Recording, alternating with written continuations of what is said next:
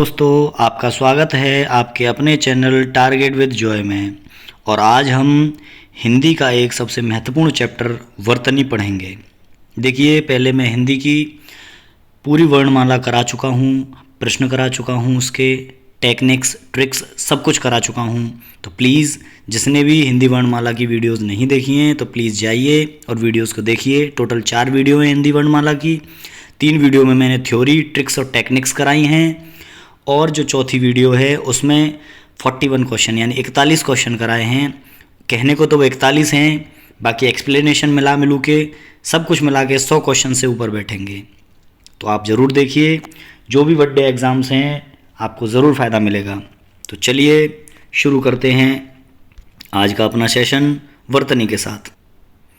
तो दोस्तों, ये वर्तनी के विभिन्न प्रतियोगी परीक्षाओं के लिए कुछ संभावित प्रश्न हैं, तो उन्हें आप देखिए और देख करके उनको करने की कोशिश करिए मेरे साथ, और मैं एक एक करके आपको सभी को एक्सप्लेन भी करूंगा और बताऊंगा भी। तो चलिए दोस्तों शुरू कर।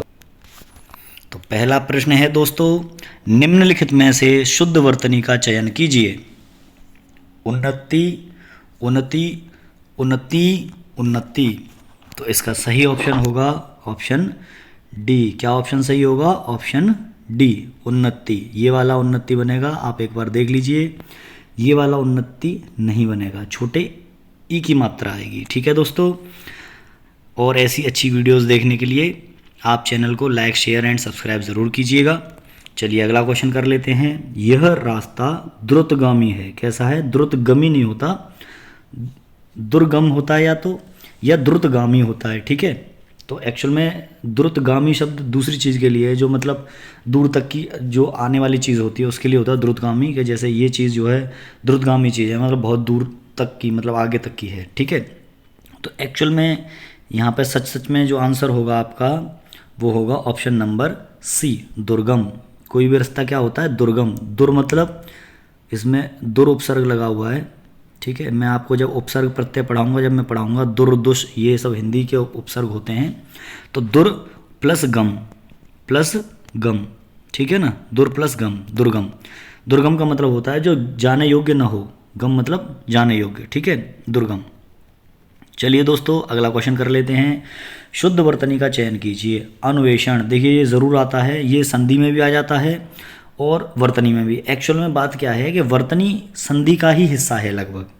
अगर आपको संधि आती है तो आप वर्तनी भी कर पाएंगे। ठीक है, तो देख लीजिए एक बार, क्योंकि मैं जो आपको क्वेश्चन करा रहा हूँ ये पिछले सालों में, लगभग पिछले 10 सालों में विभिन्न एग्जामों में रिपीट हुए हैं। ये वो क्वेश्चन हैं।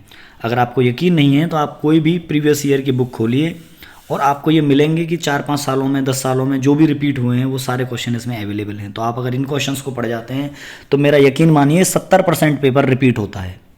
तो आपके हाथ में 70% पेपर तो है, और जो 30% नया आता है वो भी इनसे ही बनता है। ठीक है, और उसके लिए मैं आपको सारी ट्रिक्स एंड टेक्निक्स बताऊंगा। देखिए पहले मैं आपको वर्तनी करा रहा हूँ, वर्तनी कराने के तुरंत बाद मैं आपको संधि कराऊंगा। ठीक है, चलिए तो इसका सही आंसर है अन्वेषण। अन्वेषण, ऑप्शन नंबर ए। ठीक है, इसका सही आंसर है ऑप्शन नंबर ए। और ये बना हुआ है अनु प्लस एषण से। ठीक है ना, अनु उपसर्ग है इसमें और एषण, ये वाला एषण आएगा। ठीक है, चलिए आगे चलते हैं। और देखिए इसमें लगभग 3 वीडियोस बनेंगी, क्योंकि क्वेश्चन इसमें ज़्यादा हैं। 105 क्वेश्चन या 110 क्वेश्चन का है ये पूरा सेट। तो मैं इसको 3 वीडियोस में कवर कराने की कोशिश करूँगा, क्योंकि एक्सप्लेनेशन भी साथ में करना है। ठीक है दोस्तों, चलिए शुरू करते हैं। शुद्ध वर्तनी का चयन कीजिए। देखिए शुद्ध वर्तनी जाह्नवी आपने लिखा देखा होगा, तो जाह्नवी कौन सा सही होगा इसमें? ए, बी वाला या सी वाला? जी हाँ, आप सही सोच रहे हैं, ये वाला जाह्नवी सही होगा इसमें। ठीक है ना, इसको ऐसे भी लिखा जा सकता है, ह जो है जैसे ये लिखा है ना, जा ह, इसके नीचे हलंत लगा दिए और न वी, ऐसे भी लिख सकते हैं आप। ठीक है ना, आधा हा भी लिख सकते हैं हलंत लगा के, अगर आप इस तरीके से न लिख पाएँ तो। बट प्रिंटिंग में ऐसे ही आएगा, बाकी लिखने में आप इस तरीके से लिख सकते हैं, हा के नीचे हलंत लगा के। ठीक है, चलिए आगे बढ़ते हैं। अगला क्वेश्चन है, शुद्ध वर्तनी का चयन कीजिए। अधोपतन, तो देखिए अधःपतन आएगा या अधोपतन आएगा? क्या आएगा इसका आंसर? अधोपतन होगा, अधःपतन होगा या आधःपतन होगा? क्या हो सकता है? ऑप्शन नंबर क्वेश्चन नंबर 5 का ऑप्शन नंबर सी अधः पतन। देखिए अधः पतन, अतः प्लस एव, ठीक है ना, प्रातः प्लस काल, तो ये कुछ चीज़ें ऐसी होती हैं जो संधि होने के बावजूद भी यथास्थिति में रहती हैं। तो जब मैं आपको संधि पढ़ाऊंगा जब ज़रूर बताऊंगा इनको, ठीक है। तो इसका सही उत्तर होगा ऑप्शन नंबर सी अधः पतन। शुद्ध वर्तनी का चयन कीजिए। सृष्टि, देखिए सृष्टि आप सभी ने शब्द कहीं ना कहीं देखा, पढ़ा, सुना ज़रूर होगा, तो ये है ऑप्शन सी सृष्टि, ऐसे लिखा जाएगा, ठीक है। मोस्टली जो है वर्तनी में वही शब्द आते हैं जो आपने कभी न कभी सुने, देखे या पढ़े होते हैं, बस हमारी नज़रों से उतरे होते हैं वो शब्द, तो इसीलिए मैं इसको करा रहा हूँ आपको, ठीक है। देखिए थोड़ा थोड़ा एक्सप्लेनेशन भी दूंगा मैं, अगर आपको सीधे सीधे क्वेश्चन कराने लग जाऊँगा तो फिर क्वेश्चन तो आप बुक में से भी कर सकते हैं, बट उसका एक्सप्लेनेशन भी तो होना चाहिए कि ये कैसे है, तो इसलिए थोड़ा सा टाइम लगेगा। तो आप धैर्य रख के आराम से वीडियो देखिए, और जिसको स्लो लगे वीडियो वो थोड़ा फास्ट करके भी देख सकता है, और जो पहली बार देख रहे हैं वो एज इट इज़ चलने दें, ये आप अपनी सुविधानुसार कर लीजिए, ठीक है। चलिए अगला क्वेश्चन है क्वेश्चन नंबर 7, शुद्ध वर्तनी का चयन करना है। कृपा कौन सी होगी इसमें? देखिए आपने देखा होगा ये वाला कृपा लिखा देखा होगा, ठीक है, बाकी ये वाला कृपा ये सब गलत हैं, ठीक। शुद्ध है कृपा, इसमें ऋषि की मात्रा आएगी, कृपा, ठीक है। शुद्ध है तहसीलदार कौन सा होगा? तहसीलदार या तहसीलदार, ये बहुत ही इंपॉर्टेंट है, और ये लगभग 2-3 एग्जामों में रिपीट हुआ है। देखिए 2015 में जो लेखपाल का एग्ज़ाम हुआ था उसमें हुआ था, 2016 वाला एग्ज़ाम में हुआ था, और 2018 में जो वीडियो का एग्ज़ाम हुआ था उसमें भी दिखा मिलेगा ये आपको, ठीक है। तो इसका तहसीलदार का सही ऑप्शन हो जाएगा ऑप्शन नंबर ए, तहसीलदार, ठीक है, ऑप्शन ए। शुद्ध वर्तनी का चयन कीजिए। अपकीर्ति, कीर्ति आपने लिखा देखा होगा, यहाँ अपकीर्ति लिखा हुआ है, तो कौन सा ऑप्शन सही होगा? क्वेश्चन नंबर 9 का ऑप्शन नंबर बी, बिल्कुल सही, आप सही सोच रहे हैं, यही होगा, ठीक है। चलिए अगले क्वेश्चन को कर लेते हैं, क्वेश्चन नंबर 10। तो क्वेश्चन नंबर 10 कह रहा है शुद्ध वर्तनी का चयन कीजिए। 6 कैसे लिखा जाएगा? देखिए ऐसे लिखा जाएगा, ऐसे, ऐसे या ऐसे। तो देखिए 6, पहली बात तो ये तो है ही नहीं, इसको तो भूल ही जाइए क्योंकि आधा अक्षर नहीं आएगा बाद का, तो फिर क्या हो सकता है? जी हाँ बिल्कुल सही, क्योंकि 6 ऐसे लिखा जाएगा, विसर्ग आएंगे पीछे, ये वाला नहीं होगा और ये वाला भी नहीं होगा, ठीक है। शुद्ध वर्तनी का चयन करिए। तरुण कैसे लिखा जाएगा? देखिए मैंने बोल भी दिया तरुण। देखिए मैं आपको एक चीज़ बताऊंगा जो मोस्टली लोगों को नहीं पता होती है, इसका आंसर है ऑप्शन नंबर ए। देखिए ये वाला जो र होता है ना, जो ऐसे बनता है केवल, वो होता है छोटे ऊ की मात्रा, ठीक है, और जिस रा में ऐसे गोल घुंडी बना के जो बनता है ये होती है बड़े ऊ की मात्रा, ठीक है, ये बड़े ऊ की मात्रा, और ये वाली होती है छोटे ऊ की मात्रा। ये आप ज़रूर ध्यान रखना, बहुत से लोग ऐसे हैं जो इसमें तरुण में कंफ्यूज हो जाएंगे। देखिए यहाँ भी तरुण इस तरीके से लिखा है, ये तरुण लिखा हुआ है, तरुण, ये तरुण है, ये तरुण है, तो रू ऊ की मात्रा है, बड़े ऊ की मात्रा, ठीक है, ये ध्यान रखना आप प्लीज़, कन्फ्यूज़ होकर गलत मत कर देना। इसीलिए मैं आपको इस तरीके से समझा के करवा रहा हूँ। वैसे मैं एक बार में फटाफट झटके से भी करा सकता था, बट ये क्वेश्चन एज इट इज़ रखे आते हैं और एज इट इज़ आप लगा के आ जाइए। 70% रिपीट होते हैं हर एग्जाम में, आप इनको पढ़िए, इसमें से आपको ज़रूर मिलेगा वर्तनी में। शुद्ध वर्तनी का चयन कीजिए। कुमुदनी, देखिए कि ये शब्द कितने आसान है, आपको लग रहा होगा बहुत आसान है, लेकिन अगर करने को दे दिया, एग्जाम का प्रेशर होता है सिर पे, तो नहीं कर पाएंगे। देखिए इसका ऑप्शन नंबर सी सही है, ठीक है ना। अब देखिए बहुत से लोग ये देखिए, ये देखिए, ये दोनों लगभग सिमिलर से लग रहे हैं आपको, ठीक है, बट सही आंसर इसका कुमुदिनी है। तो एग्जाम का प्रेशर होता है तो लोग गलत कर देते हैं, तो एक बार इनको देखने में कोई बुराई नहीं है, आप ज़रूर देख के जाइए। अगर आपका नज़दीक में कोई एग्जाम है तो ज़रूर देखिए इसको, इस वीडियो को देखने से ज़रूर फ़ायदा मिलेगा। और देखिए छोटी छोटी वीडियो होती हैं आधे आधे घंटे की, तो आधे घंटे की वीडियो को अगर आप 2x पे करके देखेंगे तो कितना टाइम लगेगा? 10 मिनट ज़्यादा से ज़्यादा। चलिए अगला क्वेश्चन करते हैं। अगला क्वेश्चन है शुद्ध वर्तनी का बर्तन। देखिए बर्तन, अब उच्चारण करेंगे तो रा, तैरने वाले रा, उड़ने वाला रा आएगा इसमें, जो तैरने वाला, उड़ने वाला कुछ भी बोल दीजिए, इसको बोलते हैं हमेशा, ये रा जो है आधा होता है, आधा रा बोलते हैं। तो ऑप्शन नंबर सी यही सही लगाएंगे? नहीं, तो इसका आंसर है बर्तन, ठीक है। कौन सा सही होगा? बर्तन, ऑप्शन नंबर डी सही होगा। अब देखा सभी ने बर्तन ऐसे ही लिखा देखा होगा ना, लेकिन सही में बर्तन ऐसे होता है, ठीक है। अभी एक क्वेश्चन और आएगा, मैं आपको बताऊंगा, सभी लोग उसको मोस्टली गलत करते हैं, ठीक है ना, लेकिन वो होता है ऐसे। देखिए ये शब्द जो है ना बर्तन, ये शब्द हिंदी का शब्द नहीं है, हिंदी का शब्द ये है बर्तन, ठीक है। चलिए आगे बढ़ते हैं। ऑप्शन नंबर 13 का, क्वेश्चन नंबर 13 का ऑप्शन नंबर डी है, शुद्ध वर्तनी का चयन कीजिए। अब इसमें शुद्ध वर्तनी का चयन करना है। प्रतिष्ठा कैसे लिखा जाएगा? प्रतिष्ठा, मुझे ऑप्शन बी सही लग रहा है, आप देखिए जल्दी आपको कौन सा सही लग रहा है। जी हाँ, बिल्कुल सही, ऑप्शन नंबर बी सही है। ठीक है, देखो बर्तन ऐसे नहीं लिखा जाएगा, बर्तन ऐसे लिखा जाता है। आपने बहुत सारी जगह बर्तन की दुकान ऐसे लिख रहा होगा उस पर, तो प्लीज़ इससे कंफ्यूज मत होना। हिंदी में कुछ चीज़ें ऐसी होती हैं कि हम उनको देखते भी गलत हैं, पढ़ते भी गलत हैं, और जब पेपर में आ जाती है तो फिर क्वेश्चन भी गलत हो जाता है। तो ऐसा कुछ मत करना। और क्योंकि मैंने ये रेफरेंस के तौर पे बता रहा हूँ, आप इसको देखेंगे, शुद्ध हिंदी की बुक होती हैं, आप किसी भी अच्छे राइटर की बुक लेंगे उसमें आपको बर्तन ऐसे ही लिखा मिलेगा। ठीक है, चलिए आगे बढ़ जाते हैं। शुद्ध क्या है? मृत्युंजय कैसे होगा? देखिए मृत्युंजय कौन सा सही है? पहला तो है नहीं, बड़े ऊ की मात्रा है, दूसरा भी नहीं है, तीसरा या चौथा कौन सा हो सकता है? सी या डी? बिल्कुल सही answer option number C, Mrityunjay. ठीक है, नेक्स्ट क्वेश्चन कर लेते हैं। 16वां क्वेश्चन कह रहा है शुद्ध वर्तनी का चयन कीजिए, अस्पृश्यता कैसे लिखा जाएगा? देखिए पहला ऑप्शन तो गलत है ही है, दूसरा ऑप्शन, तीसरा या चौथा, कौन सा ऑप्शन सही होगा? 16 का ऑप्शन नंबर बी, अस्पृश्यता। ठीक है ना, इसमें ऋषि वाली मात्रा आएगी, अस्पृश्यता। ठीक है, देखिए ये वाला मत लगाइएगा, इसमें मूर्धन्य शाह नहीं आएगा, इसमें तालव्य शाह आएगा। ठीक है, अस्पृश्यता ये एज इट इज़ आता है, एज इट इज़ क्वेश्चन में पूछा जाता है, तो एज इट इज़ इसको ध्यान में रखिए। मैं तो ये कहता हूँ, लोग कहते हैं ना रटिए मत समझिए चीज़ों को, रटिए मत समझिए चीज़ों को। भाई साहब समझोगे जब ही तो रट पाओगे, डायरेक्ट नहीं रट सकते हो आप। तो चीज़ों को समझिए, समझने के बाद में वो रट अपने आप जाएंगे। एक दो बार प्रैक्टिस कीजिए, अपने आप आ जाएंगी दिमाग में। उसको केवल देखिए, पहली बार में देखिए, दूसरी बार में फिर देखिए, तीसरी बार फिर देखिए उसको, और उसको उच्चारित करिए, अपने आप दिमाग में फंस जाएगा। इससे अच्छा कोई लॉजिक नहीं होता याद करने का, रटना। और एक बार अगर आपने लिख के देख लिया तो वो सबसे बेस्ट हो जाएगा, उससे बेस्ट फिर कुछ भी नहीं है।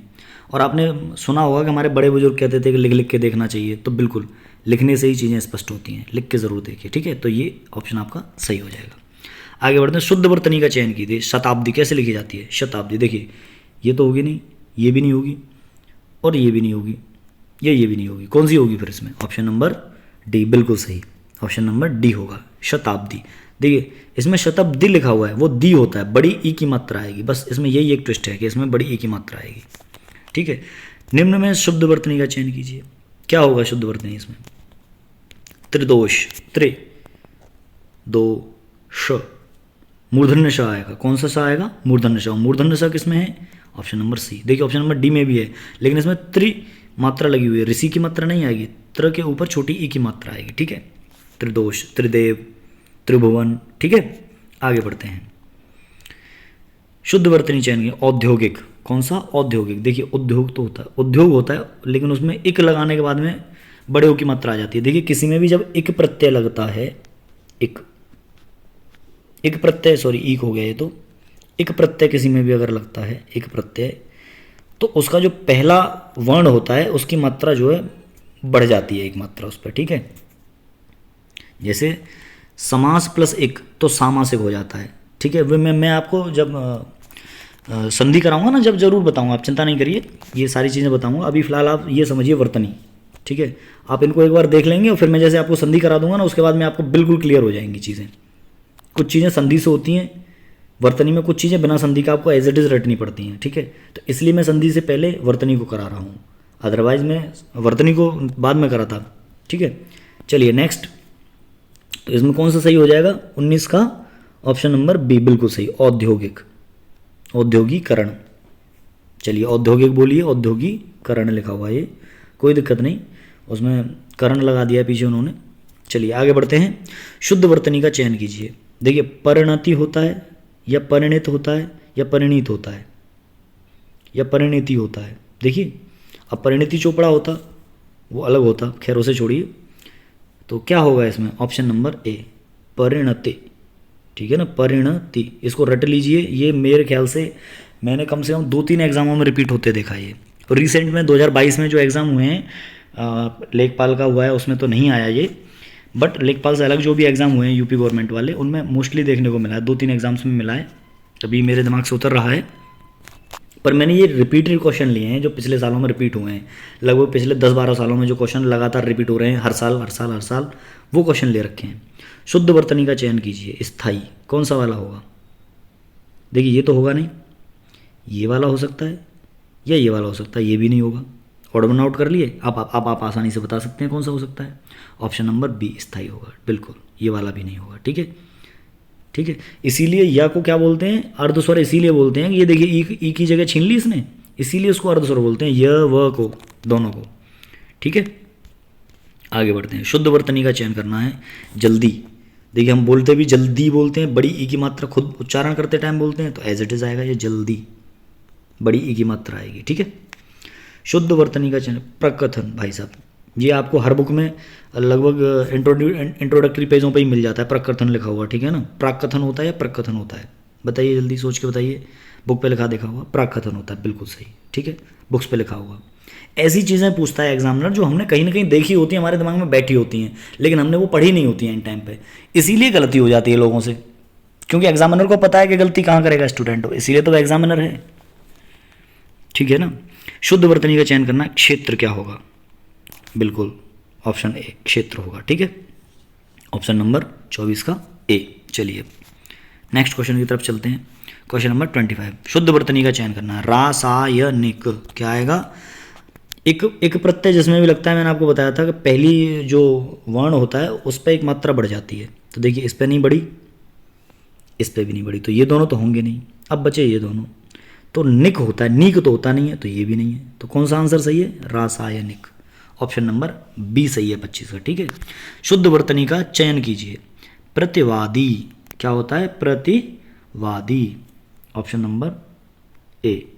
एक तो होता है वादी जो वाद दाखिल करता है, यानी जो मुकदमा दाखिल करता है, एक होता है प्रतिवादी यानी जो मुकदमा दाखिल कर रहा है उसका प्रतिद्वंदी, यानी उसका जिसके खिलाफ मुकदमा डाला है हमने, वो प्रतिवादी होता है। ठीक है, और जो मुकदमा डाल रहा है वो वादी होता है। ठीक है, आगे बढ़ते हैं। क्वेश्चन नंबर 27, क्वेश्चन नंबर 27 कह रहा है शुद्ध वर्तनी का चयन कीजिए। द्वंद्व कैसे लिखा जाता है, भाई साहब द्वंद्व तो एक समास भी होता है, तो यहाँ तो आपको गलती नहीं करनी चाहिए, सीधा मार दीजिए ऑप्शन नंबर सी। ठीक है, द्वंद्व समास होता है और आपने समास तो पढ़ा ही होगा, तो सीधा मारिए ऑप्शन सी, आगे बढ़ जाइए। क्वेश्चन नंबर 28, शुद्ध वर्तनी का चयन करना। उत्सव कैसे लिखा जाता है, देखिए आपने उत्सव लिखा भी देखा होगा, मुझे तो ऑप्शन बी सही लग रहा है, एकदम एक बार में दिमाग में बैठ गया। और आपको क्या लग रहा है, शुद्ध वर्तनी क्या है, क्वेश्चन नंबर 28 की बिल्कुल सही जवाब, यही सही है उत्सव। बाकी उत्सव तो होता नहीं है, उत्सव होता ही नहीं है, उत्सव होता ही नहीं है, बिल्कुल ठीक। शुद्ध वर्तनी है। निर्दर्शन क्या होता है, देखिए निर्दर्शन आपने लिखा देखा होगा कई जगह, क्या होता है निर्दर्शन, क्वेश्चन नंबर 29 का ऑप्शन नंबर बी बिल्कुल सही। ठीक है, दर्शन आपने लिखा देखा, उसके आगे नी लगा दो। ठीक है, निर्दर्शन हो गया, नी उसके सामने उपसर्ग लग रहा है। देखिए उपसर्ग प्रत्यय, ठीक है, वर्तनी और संधि, ये तीन चीज़ें होती हैं। ठीक है ना, संधि वर्तनी में करा ही रहा हूँ, और उपसर्ग प्रत्यय,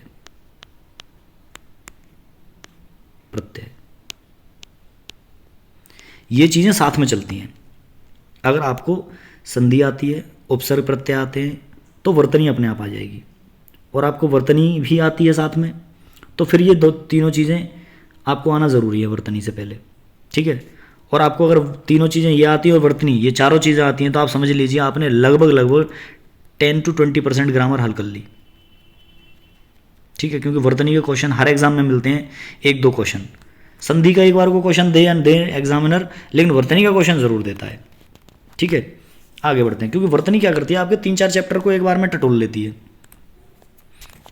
इसलिए वर्तनी बहुत इंपॉर्टेंट है। शुद्ध वर्तनी का चयन करना है इसमें, क्वेश्चन नंबर 30 मतलब 30 वाले में। चलिए, ज्येष्ठ कैसे लिखा जाता है, तो भाई देखो जेठ भी सही है, लेकिन ये क्या तद्भव है, और तत्सम क्या है, ज्येष्ठ। ठीक है, तद्भव तत्सम भी कराएंगे, और वो क्वेश्चन हम कराएंगे। देखिए इनके लिए सही बात तो ये है, उपसर्ग प्रत्यय हुए, इनके लिए भी कोई ट्रिक नहीं होती, इनके कुछ मेथड होते हैं और कुछ क्वेश्चन ऐसे होते हैं जो रिपीट हो रहे होते हैं, तो आपको वो क्वेश्चन देख लेने चाहिए, क्योंकि आपको ऐसा तो है नहीं कि हिंदी में PhD करनी है, आपको एग्जाम क्लियर करना, और एग्जाम क्लियर जब होगा जब आपको क्वेश्चन आते होंगे, आप क्वेश्चन देख लीजिए, बात खत्म। और जिसमें ट्रिक्स एंड टेक्निक्स होती हैं वो मैं आपको कराऊंगा ही, जैसे संधि में होंगी चीज़ें, संधि की कराऊंगा मैं। उपसर्ग प्रत्यय में ज़्यादा ट्रिक नहीं होती हैं, 2-1 ट्रिक होती है, वो मैं कराऊंगा आपको। बाकी क्वेश्चन कराएंगे, ऐसे क्वेश्चन कराएंगे कि आपको 100-150 क्वेश्चन करा दीजिए, फिर उसके बाद कुछ करने की जरूरत ही ना पड़े, उन्हीं क्वेश्चंस को कर लो, रिवाइज मार लो एक बार, बस वहीं से पेपर में फंसेगा, बात खत्म। चलिए क्वेश्चन नंबर 31, क्वेश्चन 31 कह रहा है कि अंतर्ध्यान की क्या होगी भाई साहब। अंतर्ध्यान देखिए बहुत आसान है, हम पढ़ते तो अंतर्ध्यान है, लेकिन वो अंतर्ध्यान नहीं होता, अंतर्धान होता है। तो 31 का ऑप्शन नंबर बी अंतर्धान, ये ध्यान रखना। बहुत से लोग इसे लगा देते हैं, भाई ये नहीं होता, अंतर्ध्यान नहीं होता, अंतर्धान होता है, ठीक है। शुद्ध वर्तनी का चयन करना है। अधर्म कैसे लिखा जाएगा? देखो धर्म लिखा जाता है ऐसे, उसके आगे आ लग गया तो अधर्म, सी ऑप्शन लगा दीजिए सीधा, इसमें तो ज़्यादा सोचने की ज़रूरत है नहीं, ठीक है। शुद्ध वर्तनी बतानी है। अनुक्रम कैसे लिखा जाएगा? देखिए अनुकर्म तो होगा नहीं, और ये हो ही नहीं सकता, दो मात्राएं एक साथ नहीं आ सकती, मतलब दो रा एक साथ नहीं उड़ सकते कि इधर से उड़ के आ रहा है और उधर नीचे भी जा रहा है, ठीक है ना। क्रिया आएगा नहीं, एक ही बचा फिर अनुक्रम, ऑप्शन नंबर बी बचा 33 का। 33 का ऑप्शन नंबर बी बचा। चलिए क्वेश्चन नंबर 34, शुद्ध वर्तनी का चयन कीजिए। ऋषि कैसे लिखा जाएगा? सोच के बताइए ऋषि कैसे लिखा जाएगा। आपने लिखा देखा होगा, ऋषि छोटे या बड़े जब पढ़ते हैं हम 12 खड़ी जो भी हैं तो उसमें ऋषि लिखा देखा होगा हमने। तो ऑप्शन नंबर बी बिल्कुल, छोटी ई की मात्रा आएगी मूर्धन्य श के ऊपर, बिल्कुल सही। शुद्ध वर्तनी दीर्घ आयु, दीर्घ प्लस आयु, देखिए रा उड़ेगा, पहली बात तो ये समझ लीजिए, इसमें नहीं उड़ रहा, इसमें नहीं उड़ रहा, इसमें नहीं उड़ रहा, तो ये तो तीन होंगे ही नहीं, तो सीधा सीधा ऑप्शन नंबर ए हो गया दीर्घ आयु में। श्रृंगार, देखिए जहां आपको ऐसे लिखा दिख जाए, ऐसा लिखे दिख जाए, ये तो तद्भव होता है, ठीक है, ये तो तद्भव हो गया, तो ये तो होगा नहीं, ये होगा नहीं क्योंकि ये कुछ होता ही नहीं है। अब इन दोनों में आप कैसे डिसाइड करेंगे क्या होगा?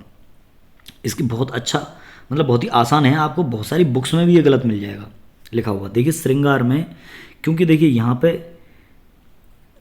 श और र से बनता है, स्र जो है श से, ठीक है ना, प्लस र, आधा श और पूरा रा, इससे ही तो बनता है। तो भाई देखिए इसमें पहले से रा मौजूद है, ठीक है, और इसमें एक मात्रा और बढ़ाई जा रही है, तो वो बनेगा ये वाला, ऑप्शन नंबर ये गलत हो जाएगा, ठीक है।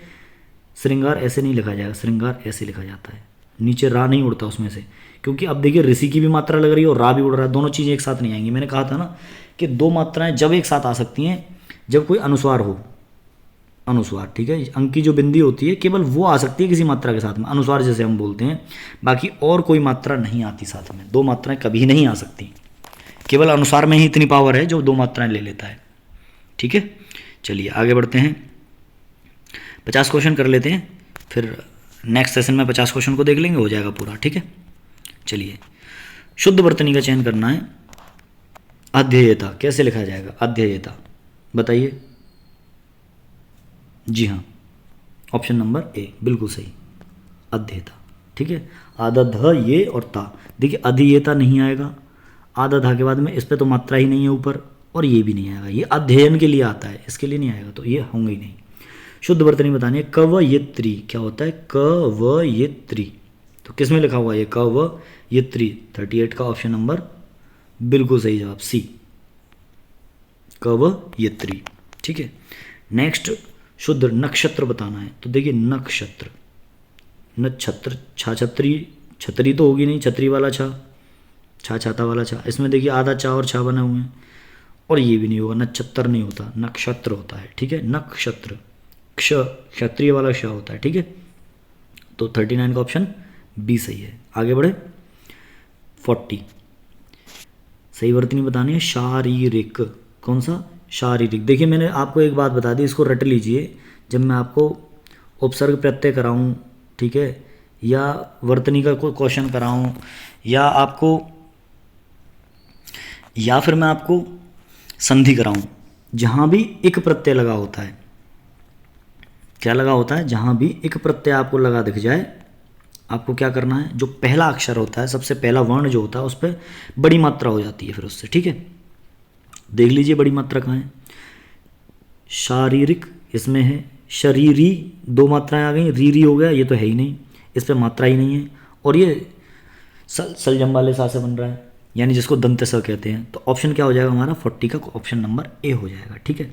तो मैं आपको बताता था संधि में कुछ ट्रिक होती हैं, तो वो वही ट्रिक है जिसमें एक प्रत्यय लगा होगा, उसमें पहली मात्रा बढ़ जाती है, अगर इस पर कोई मात्रा नहीं तो मात्रा लग जाएगी, एक मात्रा तो दो हो जाएंगी, ठीक है। आप कहेंगे भाई पहले से ही दो मात्राएं, तो पहले से दो मात्राएं वो एज इट इज रहेंगी, उस पर कोई भी मात्रा नहीं बढ़ेगी, ठीक है। ऑप्शन नंबर ए सही है 40 का, ठीक है।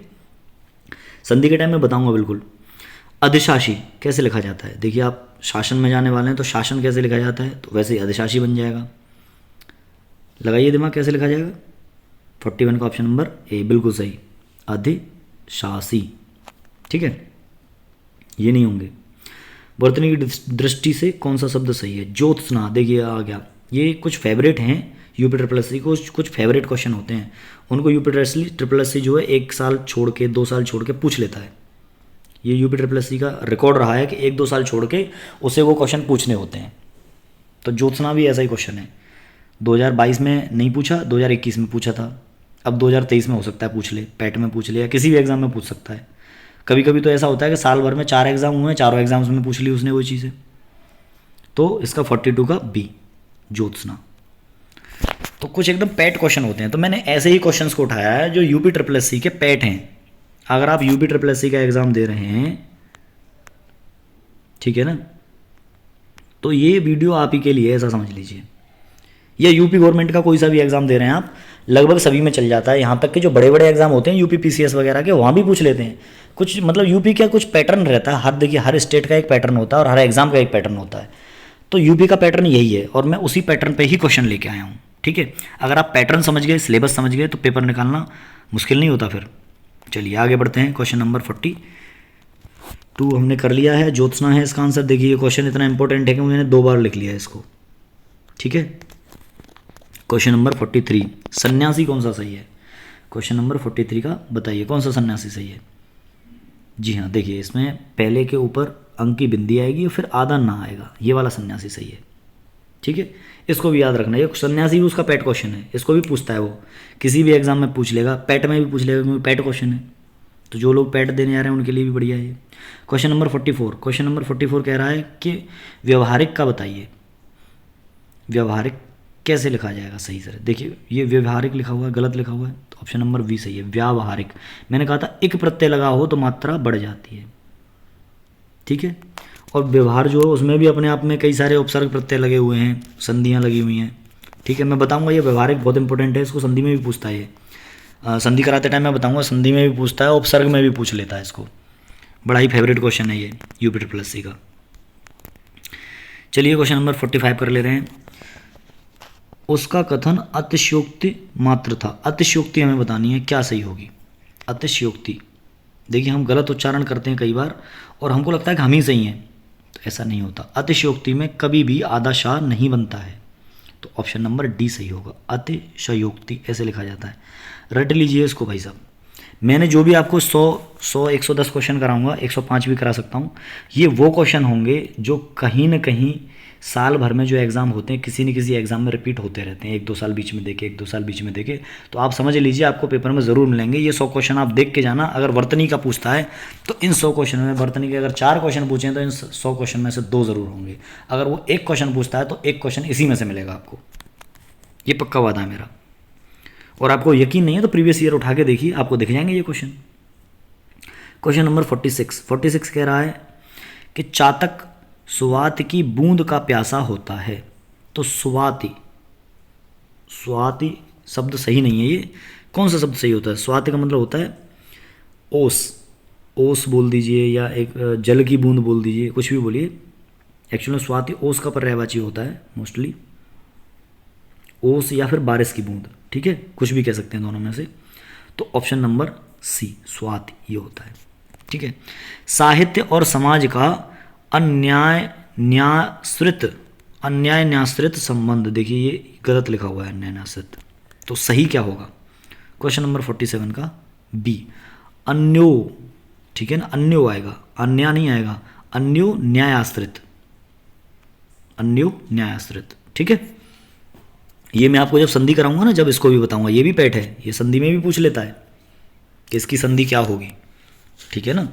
तो ऑप्शन दे देता है और इसमें दो तीन संधियाँ बनती हैं इसमें अलग अलग, क्योंकि ये 2-3 शब्दों से मिलकर बना हुआ है, ठीक है। उपसर्ग वगैरह भी पूछ लेता है इसमें, तो ये भी पैट क्वेश्चन है उसका यूपी ट्रिपल एस सी का। चलिए, और ये 50 क्वेश्चन समाप्ति भी कगार पर। तो रहस्य, रोमांच और वैचित्र्य, ठीक है। तो इसमें आपसे किससे पूछेगा? देखिए इसमें पूछ रहा है आपसे का समन्वय देवकी नंदन खत्री, ये उपन्यास लेखक हैं, के उपन्यासों की विशिष्ट, तो विशिष्ट क्या सही है इसमें बताइए, इनमें से कौन सा विशिष्ट सही है? क्वेश्चन नंबर 48 का बिल्कुल सही, वैशिष्ट्य। क्या बनेगा? वैशिष्ट्य बनेगा, 2 मात्राएं आएंगी, ठीक है। सेनापति एक सहस्त्र, देखिए सहस्त्र गलत लिखा हुआ है, तो इसमें सहस्त्र क्या होगा, युद्ध, सैनिकों के युद्ध क्षेत्र में पहुंचा। तो 49 का सही आंसर हो जाएगा ऑप्शन नंबर सी, सहस्त्र। सहस्त्र का मतलब होता है 100, 100 जैसे हम बोलते हैं 100 चीज़ आई थी, तो ऐसे सहस्त्र। ठीक। परमात्मा ही समग्र ब्रह्मांड का रचयिता है। देखिए रचयिता यहाँ गलत लिखी हुई है, तो सही रचयिता क्या आएगी, तो क्वेश्चन नंबर 50 का ए, रचयिता, यानी जो रचना करने वाला है वो हो गया रचयिता। तो चलिए, ये आपका अपना चैनल है टारगेट विद जॉय, और प्लीज़ इस चैनल को लाइक कीजिए, शेयर कीजिए, सब्सक्राइब कीजिए, ताकि ऐसी अच्छी वीडियोस मैं आपको देता रहूं। और हिंदी और जीके की आप यकीन मानिए, मैं गारंटी ले लूँगा कि आप पढ़ के जाइए यहाँ से, और आपको 70% मटेरियल पेपर में ज़रूर मिलेगा, हिंदी जीके सारा कुछ मिला के। क्योंकि देखिए जो करंट अफेयर होती है वो चेंज होती रहती है, बट हिंदी का क्या है, ये चेंज नहीं होती है, रिपीट होती है हर 1-2 साल में, 1-2 साल में। जीके के क्वेश्चन भी हर 1-2 साल में रिपीट होते हैं। तो आप जितने ज़्यादा प्रीवियस ईयर क्वेश्चन कर लोगे उतना ही आपका फ़ायदा है। ठीक है, तो जय हिंद दोस्तों, मिलते हैं अगली वीडियो में।